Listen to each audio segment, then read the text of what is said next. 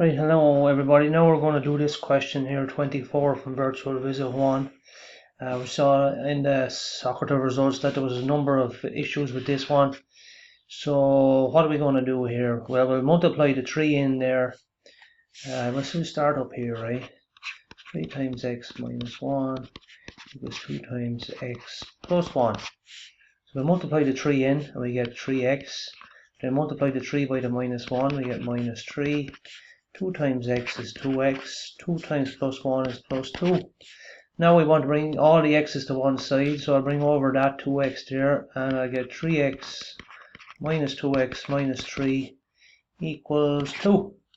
And now I will bring the minus 3 across there, and I'll tidy up this. So 3 take away 2 leaves me with 1x, and then I'll have 2 plus the 3, so x equals 5.